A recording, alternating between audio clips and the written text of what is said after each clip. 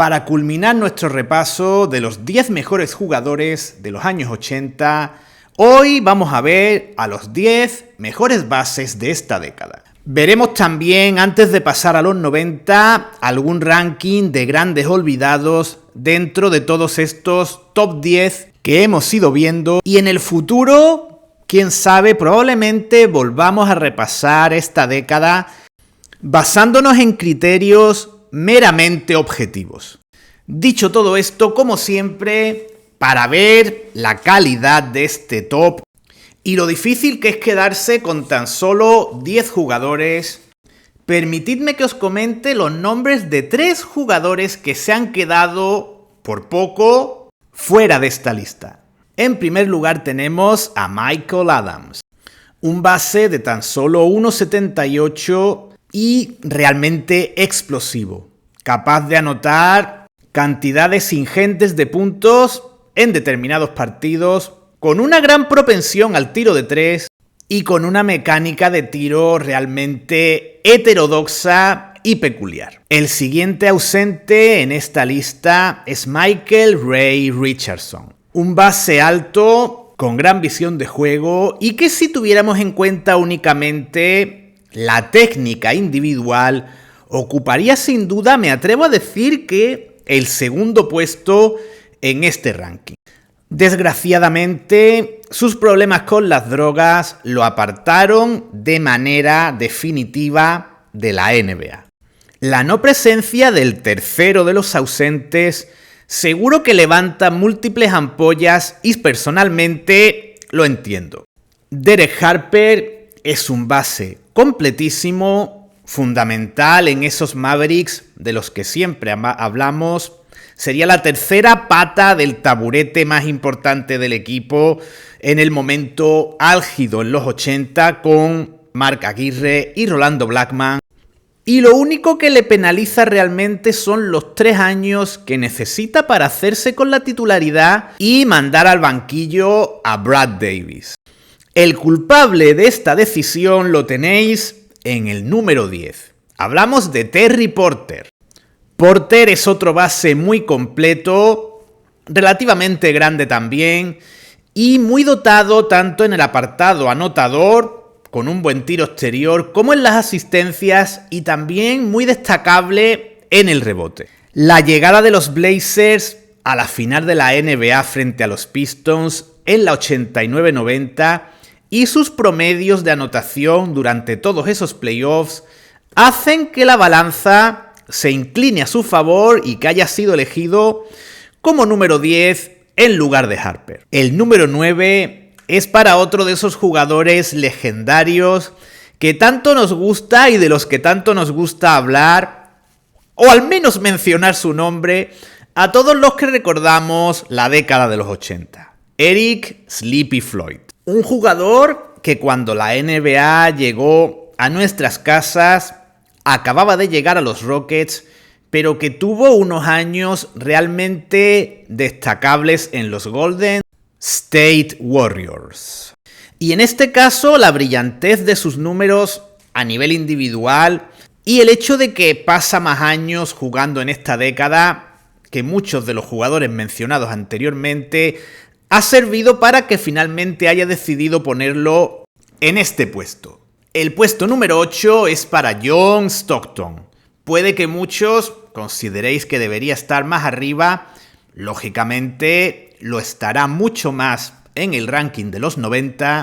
Pero en este caso, circunscribiéndonos a lo que serían los 80, los 6 años que juega Stockton en este periodo. Sus 3 primeros años son discretos. Es un base relativamente importante, pero un base de banquillo, y eso sí, en los 3 últimos años de la década explota y se convierte en un base que superaba al mismísimo Magic Johnson en la clasificación de asistencias. Por tanto, creo que el limitar su periodo destacado a 3 años y que en esos 3 años Utah no llegase demasiado lejos en playoffs justifican no llevárnoslo más arriba. El número 7, por encima de Stockton, es Sidney Moncrief, jugador que llega a la NBA al mismo tiempo que Magic Johnson, por tanto juega todo el periodo del que vamos a hablar y podríamos decir, si inspeccionamos los datos estadísticos, que se trata de un jugador fronterizo entre el point guard y el shooting guard. Pero creo, al menos ese es el concepto con el que yo me quedé, que podríamos considerarlo más bien un base que muchas veces jugaba de escolta que no lo contrario. Moncrief tiene la pesada losa en el baloncesto contemporáneo de ser un jugador al que se relaciona con Magic Johnson, puesto que se dice, y de hecho era cierto, que Jerry West prefería a Moncrief antes que a Johnson como número 1 del draft. Independientemente de este tema tan usado, tan recurrente en el folclore baloncestístico, Moncrief es un jugador excelente. Y durante 5 años de esta década promedia 20 o más puntos por partido, siendo además 5 veces All-Star y elegido 2 veces como jugador defensivo del año. El sexto puesto es un jugador que habría estado encantado de ser pareja de Moncrief y por tanto de haberle cedido el puesto de 2 a Moncrief y quedarse él con el puesto de base puro.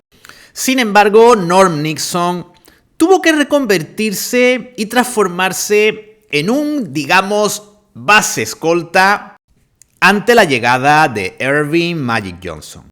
Nixon es otro jugador perjudicado por el folclore popular actual y parece que simplemente era el malo de la película en la serie esta tan cutre que siempre digo de Showtime de Los Ángeles Lakers. Sus 2 anillos de campeón hacen indiscutible su presencia en el ranking, pero es que además sus números en esos 2 anillos y en el resto de años que están los Lakers en los años 80 son muy destacables y no era ni mucho menos un mero comparsa. Nixon estaba casi siempre en los 17 puntos por partido, sus números en asistencias también eran buenos y en la temporada 81-82, temporada del segundo anillo de Los Ángeles Lakers, promedia 20 puntos en playoffs. E incluso cuando lo mandan al cementerio de elefantes a Los Ángeles Clippers, tiene buenos números en sus 2 primeras temporadas allí, antes de, ya sabéis, sufrir diferentes lesiones que directamente lo retiraron. Voy a extenderme bastante poco con nuestro número 5, Fat Lever. Y lo voy a hacer simplemente porque hicimos un vídeo no hace mucho en el canal, vídeo que os recomiendo encarecidamente, y en el que destacábamos todas las virtudes de este jugador. Probablemente, con permiso de Magic y Bird, el jugador más completo de su época. Y con el mérito adicional de hacer todo lo que hacía, anotar, rebotear, pasar, con su 1,90 de estatura. El cuarto puesto del ranking, nos aproximamos al podium, es para Maurice Cheeks. Un jugador que más allá de los números, que eran buenos, estaba muy valorado por entrenadores, por compañeros, por aficionados, por jugadores que estaban cerca de llegar a la NBA y aún estaban en baloncesto universitario o en baloncesto de instituto. Era un modelo de base en el que muchos se fijaban. Gran pasador, excelente en lo defensivo, no muy mediático, solo jugó 2 All-Star Games. Y lo más importante, un jugador esencial si queríamos tener un equipo ganador y aspirante a llegar muy lejos en la competición. Cheeks juega nada más y nada menos que 133 partidos de playoffs, una cifra muy destacable. Sus números en playoffs superan a sus números en temporada regular y llega a disputar 2 finales de conferencia y 2 finales de la NBA. Una de ellas resultando campeón con los Sixers en ese equipo que reunió a 2 antiguas estrellas de la ABA como Julius Erving y Moses Malone en la última oportunidad que tenían para hacerse con un anillo de campeón de la NBA. Y no 1, sino 2 anillos fueron los que ganó el tercer clasificado, Dennis Johnson. Un Johnson que justo había cerrado la anterior década proclamándose campeón con los Seattle Supersonics. Por tanto, hablamos de un jugador que tenía 3 anillos en total, 2 en el periodo que estamos analizando. De nuevo hablamos de un base muy completo, de nuevo hablamos de un jugador que alternaba el point guard y el shooting guard, y de hecho en la época de los Celtics podemos hablar de que tanto Dennis Johnson como Danny Ainge, los dos eran base y escolta al mismo tiempo. Y mucho de lo positivo que hemos dicho de Maurice Cheeks podemos aplicarlo a Dennis Johnson, pero elevado a la máxima potencia. Johnson juega nada más y nada menos que 180 partidos de playoffs. Sus números en playoffs son mucho mejores que sus números en temporada regular. Y nuevamente hablamos de un jugador esencial en el aspecto defensivo y que se encargaba muchas veces de defender al mejor base o escolta del equipo rival. Y si en el tercer puesto tenemos a un base de California que terminó jugando en Boston, en el segundo puesto tenemos a un base de Chicago que terminó jugando en Detroit. Isaiah Thomas, un All-Star perenne con grandes actuaciones en estos partidos, extraordinariamente dotado para las asistencias. Si ponemos números redondos, sería un hombre de 10 asistencias por partido, con unos números también muy destacables en anotación. De hecho, hay muchos que lo consideran el mejor jugador pequeño de la historia. Por supuesto, notabilísimo en lo defensivo. No podía ser de otra manera para un jugador miembro de los legendarios Bad Boys y que contribuía a esa defensa de los Pistons con 2 robos por partido. Si a esto añadimos las 3 finales a las que llegan los Pistons en este periodo y los 2 campeonatos que consiguen, en los cuales Thomas es pieza fundamental, creo que es indiscutible, o al menos tiene mucho sentido, situarlo en esta posición. Y por supuesto, tanto cuando hablábamos de Joe Dumars y lo situábamos en el podium de escoltas de los 80, como ahora, hablando de Thomas y situándolo en el segundo puesto de los bases, es fundamental mencionar a Vinnie Johnson, al microondas, un jugador al que ambos deben buena parte de ese puesto ocupado en este ranking. Johnson, como sexto hombre, salía para darle descanso a ambos jugadores. Podía formar pareja tanto con Thomas como con Dumars, y en ambos casos era un jugador fundamental en múltiples aspectos del juego y sobre todo en esa rápida anotación en poco espacio de tiempo. Dejamos el microondas apagado y pasamos a nuestro primer puesto. En este caso, un jugador de Michigan que terminó jugando en Los Ángeles Lakers. Earvin Magic Johnson.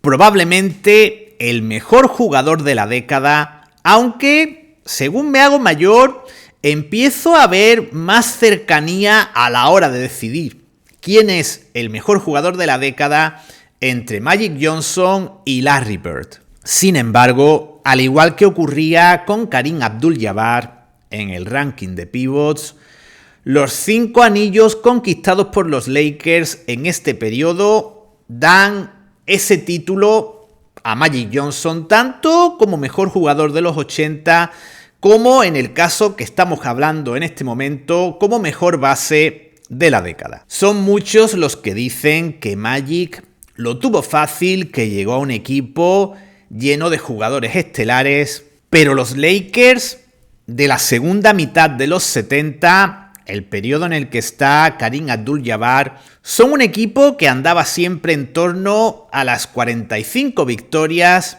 y que no llegaba especialmente lejos en playoffs. Por tanto, es Magic Johnson el hombre que transforma a los Lakers en la franquicia ganadora que conocimos durante la década de los 80.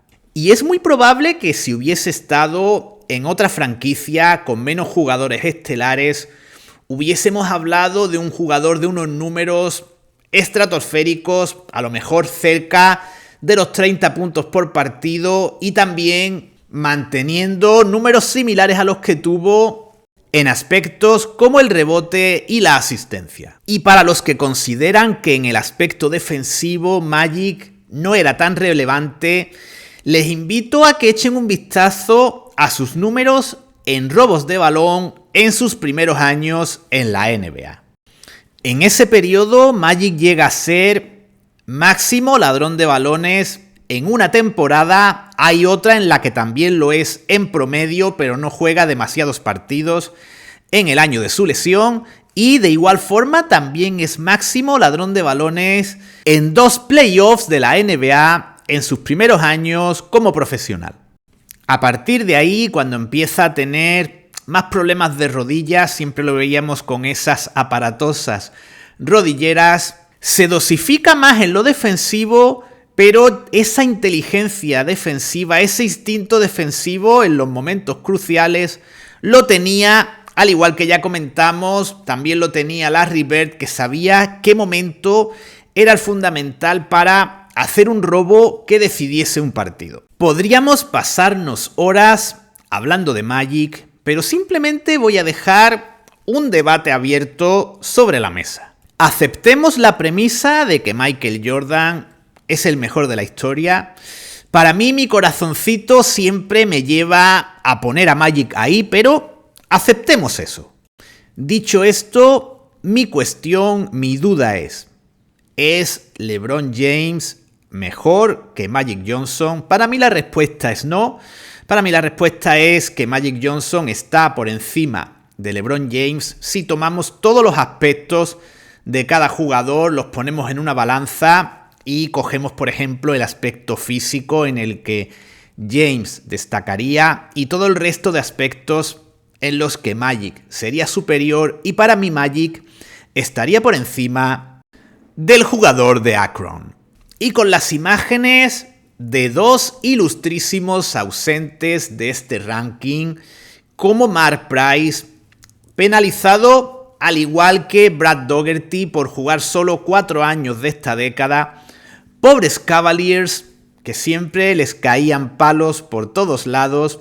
Era un equipo que podríamos decir era la eterna promesa de la NBA, y miremos por donde miremos, los pobres siempre salen perjudicados. Y por otro lado, las imágenes de Glenn Doc Rivers, gran jugador, gran base, pero que creo que está ligeramente por debajo de los miembros de este top y de los jugadores que antes mencioné como aspirantes, y que además tiene el hándicap negativo de no haber contribuido a que Atlanta llegase más lejos en playoffs. Despedimos este vídeo y damos por finalizados los rankings de las 5 posiciones en la cancha de los 80, aunque, como ya os dije antes, haremos algo más antes de pasar a otras décadas. Muchas gracias por vuestra atención.